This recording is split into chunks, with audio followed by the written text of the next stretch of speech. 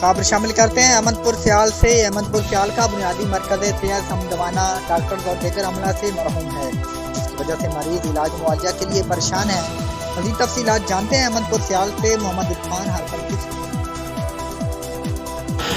تحصیل احمد پور سیال کا علاقہ سمندوانہ میں قائم بنیادی مرکز صحت میں سہولیات کا فقدان ہے، جس کی وجہ سے علاقہ مکین شدید پریشانی سے دوچار ہیں۔ اس ہاسپٹل میں عملہ کم ہے، MBBS ڈاکٹر دستیاب نہیں ہے۔ ڈسپنسر کو اس ہاسپٹل کا انچارج بنا دیا ہے، جو کہ کسی بھی وقت بڑے سانحہ کا سبب بن سکتا ہے۔ صحت کی بنیادی سہولیات سے محروم اس ہاسپٹل کا کوئی پرسان حال نہیں۔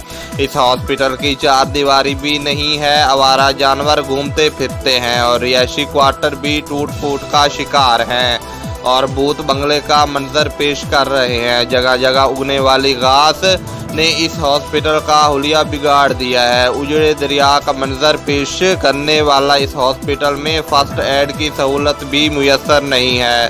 حادثہ یا ایمرجنسی کی صورت میں مریضوں کے راستے میں ہی دم توڑنے کا امکان رہتا ہے۔ علاقہ مکینوں نے حکام بالا سے پرزور مطالبہ کیا ہے کہ بنیادی مرکز صحت سمندوانہ میں ڈاکٹر اور دوسرا عملہ تعینات کیا جائے تاکہ مریضوں کو ان کے علاقے میں ہی علاج معالجے کی سہولیات میسر ہو سکے۔